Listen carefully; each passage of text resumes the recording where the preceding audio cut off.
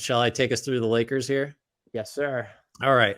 Key free agents, Austin Reeves. That's going to be a fascinating one, I think. D'Angelo Russell, unrestricted. Malik Beasley, they got a team option on him. Lonnie Walker the fourth, probably losing him, non-bird rights there. Rui Hachimura is restricted. Dennis Schroeder, who we talked about, they have non-bird rights there. Mo Bamba, non-guaranteed, probably not bringing him back, I wouldn't think. Jared Vanderbilt, also non-guaranteed, would be very surprised if they did not bring him back. Not any real extension candidates here that are realistic, I suppose. I think maybe Anthony Davis might be eligible for one, but I don't think that's happening. So they've got a trade exception, $2.9 million for Patrick Beverley and Damian Jones. Well, I don't know. I'm not sure. I'm looking at your doc. Not important there, but they kind of overlap. I guess that makes sense because they were in the same trade. What do they need? Everything depends because you don't know which route the Lakers are going to go. Are they going to renounce all their guys and sign a star, or are they going to bring everybody back, which would make their needs like far fewer, I guess. But two-way wings always help. Might need a point guard, assuming they lose Schroeder. And they could always use some shooting. This was a team that when it struggled in the playoffs, the offense was the problem.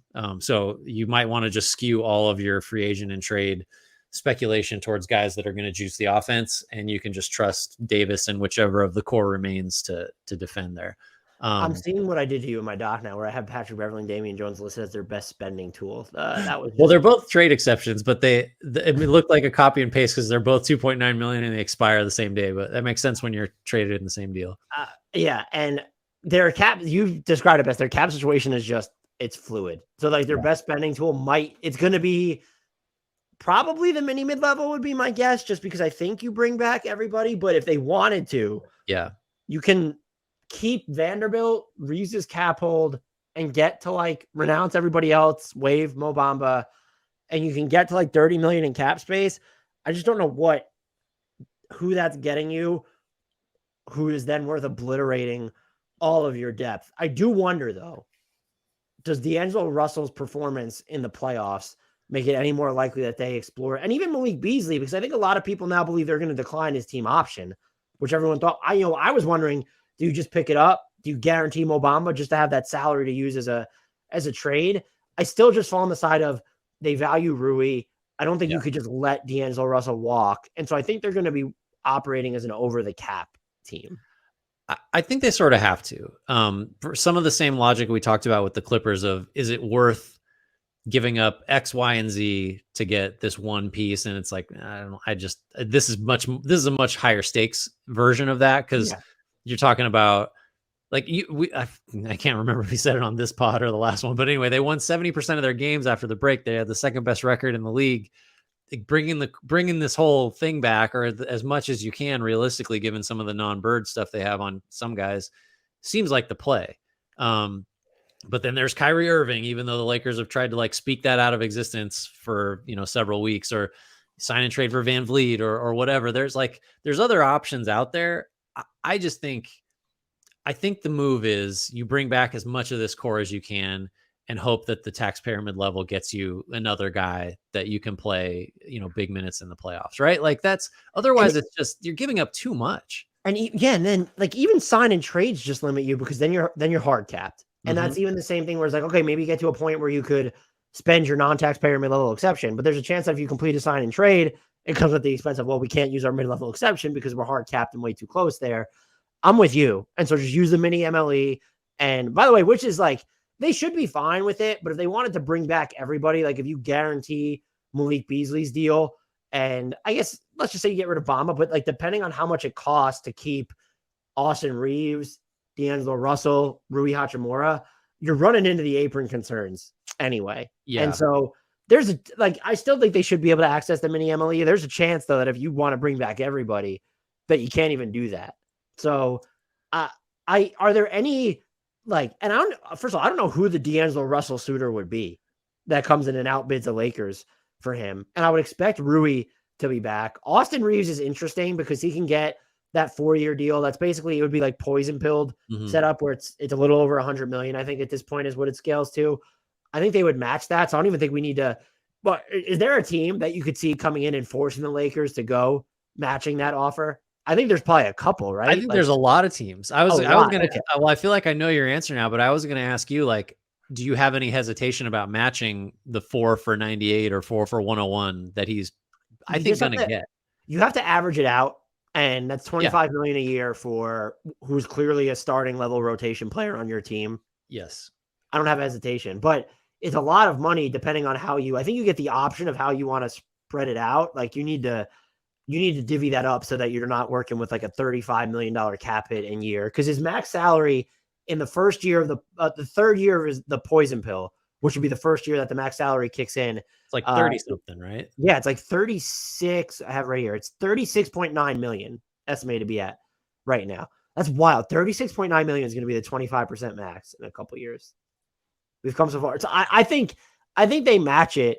It really to me is just, can they make moves on the trade market with some, that's why you would keep Beasley and Bomb, I think, or you can hope that, is D'Angelo Russell kind of tradable once his restrictions are up in the middle of next year? I actually don't think, I feel like people are maybe overcomplicating this offseason for them a little bit to where it just, they don't really have all these options because the cap space isn't even going to get you Kyrie. You'd have to do a sign and trade there. That's going to completely emaciate your depth. And it just feels like you're going to bring everyone back. You don't even have well, not everyone, because Lonnie Walker is going to leave. He's a non-bird free agent. You don't even have the mid-end salaries to be like, hey, we're going to trade number 17, like attach it to someone. And that's why, in theory, you would bring back Beasley at the 16 plus million or Bamba, because it's okay. Well, what can number 17 and this money get us? I think that's probably the biggest move the Lakers end up making. That might get you Collins if we're going to, like if you had roughly 27, 26, if you're combining Beasley or more than that. Yeah, 26 ish. And number 17, that's not bad. Do you throw the Hawks are taking on money in that deal though, which they don't want to do. So then maybe they work buyouts or something. Yeah, I don't know. I keep just trying to find ways to get the Hawks under. No, you're right. Action. So that's like, I would think that, I bet you Lakers fans would be like, I absolutely do not want, I'm not giving up number 17 for John Collins. Oh, really? That's my bet. Yeah. Okay. I think I probably would, because I still think John Collins is really good. Yeah. But well, I don't know about really good, but he's a good buy low right now, even though he makes 25. I have faith. Can I ask you a D'Angelo Russell question? Yeah. What are you, as the Lakers, comfortable with paying him years and dollars, whether you view him as like he's going to be our starting point guard, or this is a number we can trade him for a neutral value at? I think it's like 4 for 104, like 26 million a year or something like that. I was pretty high on the acquisition, but after watching him, I don't know if it's okay. Is it different if he goes through a training camp and has more practice time? But I eviscerated the Wolves for them in my content trade. I was so wrong on that front. And knowing how he fell out of favor during the highest stakes moments in the playoffs, that changes my calculus. But you're kind of in the bird right trap with him anyway, because who are you going to get? I guess if you think Dennis Schroeder would come back for the mini mid level and you're just content to roll on, but like D'Angelo Russell was kind of the main centerpiece of that trade. Jared Vanderbilt was good. I thought Malik Beasley's shooting was actually going to translate, but like that was like look at what D'Angelo Russell could do as a pick and roll player and someone who's going to space the floor, and look how young he is, and he'll alleviate some of the ball handling responsibilities for LeBron. And for that to just be where we're at now, I don't know. Yeah. If it's over 26 million a year, I start to get a little queasy. I agree. I don't know if we talked about this, but there was the report at some point before the Lakers were eliminated where there was talk of maybe we'll bring him off the bench. And it was essentially like, they don't want to do that because they're concerned they're going to lose him, like he's going to check out. And we're in the middle of the conference. I think it was the conference finals, or about what it was late in the playoffs when this report came out. And I was already sort of out on Russell as like a true star, but that did it. Like, you're really like, this is a concern you have with your starting point guard in a deep playoff series, that if we have to make a tactical switch for the good of the team, he's going to like opt out of giving a shit like that. That's like, that's wild. Now, granted, you have to preserve the asset. So I do think you can't let him leave. It's not like, whoa, we're done with this guy. You need to preserve that $20 to $30 million, salary slot, basically. But man, I'm not sure how you recover from that. Like, if that's true, like with your teammates, with certainly the fans, like he's going to have to make a ton of, timely threes to like offset that type of thing. It was a small report. I'm probably making more of it than it deserves, but like that's such a telling thing for a guy that I think probably had telltale, where they're afraid of losing. Like that was pretty telltale. It's a big deal. Yeah, so I agree. You got to have him back, but there are definitely numbers I would be real uncomfortable with. Both even years. Like I don't know if I want 4, like 2 and an option. Great, like that's tradable. We can do that. I don't know. I'm trying to even think. Is there if for some reason if Kyrie left for Houston, maybe you could sign and trade D'Angelo Russell to Dallas because they would be just so hard up for anything at that point. But I was trying to figure out because the Lakers could very easily sign and trade him somewhere. I'm just like, what team is going to, I thought about Chicago for a minute and then I stopped thinking about Chicago after that. Get Caruso back. What's that? Get Caruso back. I don't think, I would be shocked if we even got that much. I don't know what is the team that would like consider rolling a dice? Would you sign and trade him for Kyle Lowry if that was something the Heat wanted to do? I think the Heat, if it would not touch D'Angelo Russell. Okay. I think he is like the anti-Heat culture player would be my assessment there. And I'm like, like Orlando, can you do like Orlando? Anytime you talk about guards, we have to talk about Orlando. Orlando's not touching him. No. They don't want him. Yeah. Like there's no, I mean, then you talk about caps. I don't know. I mean, the thing is like, is one of these cap space teams interested at a number that the Lakers would have to walk away at and sign and trade's not on the table? Like it's hard to see San Antonio, Indiana, Houston. I mean, Houston, who knows? Yeah, Houston's a wild card, but there's no way. There's no way. Yeah, Utah doesn't feel like a great fit. Yeah, I don't know. So I think he'll be back. Let's play this game then with the Lakers. Where will they be back next season? D'Angelo Russell. I think so. Malik Beasley. Yeah. Mo Bamba. He's my least likely to be back. I think if they do decide, even though that salary slot matters, I think probably he's got a full non-guarantee at the end of this month. So I think I'd say no.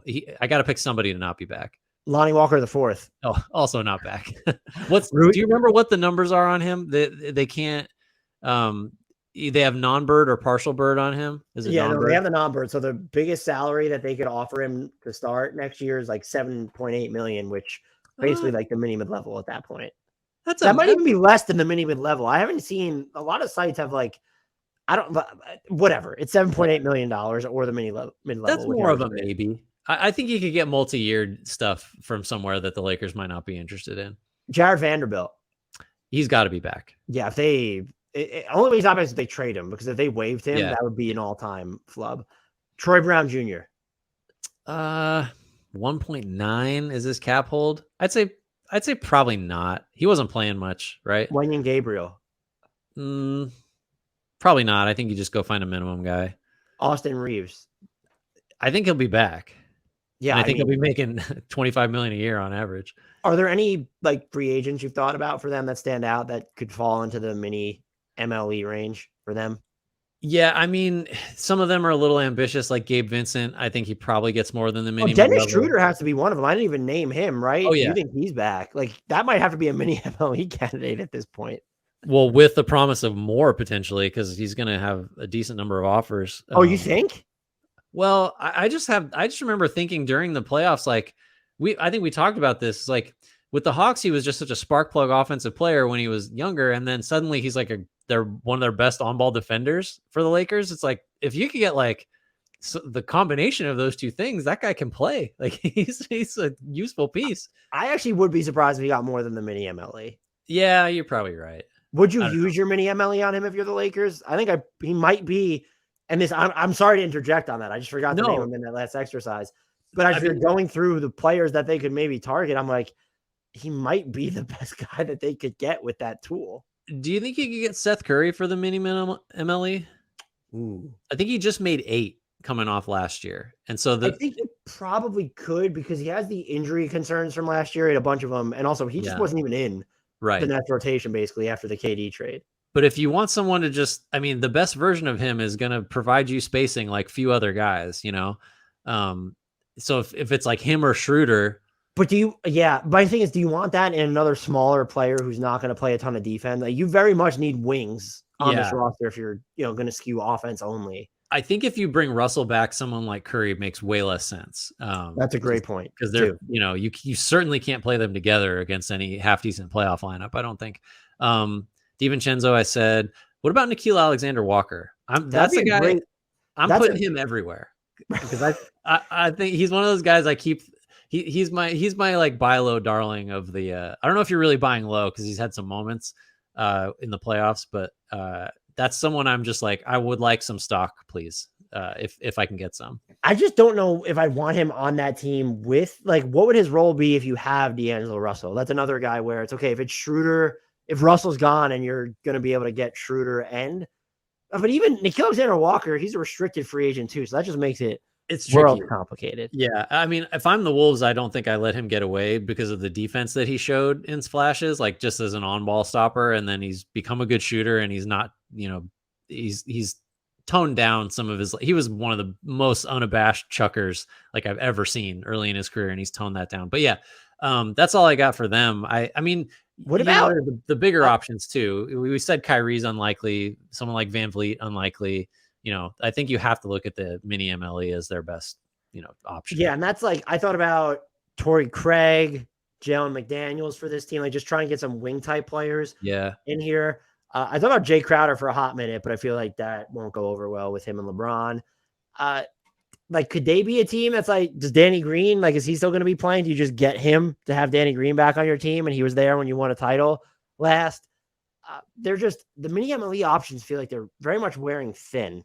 Mm-hmm. And I don't even like, I think to bring this back to my initial point, I think Dennis Schroeder might be the best player that they could realistically get with that mini MLE. I mean, even like a Trey Lyles would be kind of interesting for this team. Yeah. Looking for some diversification on the front line. That's another name. Yeah, I don't hate that. I think where did I try to send him recently? What was I forget. We talked about this. I was trying to get him. Oh, I think Philly. I think I wanted him to be. You wanted Philly to get Trey Lyles and Dante DiVincenzo, right? Was that That's the name? Right. You That's paired him with somebody. Yeah.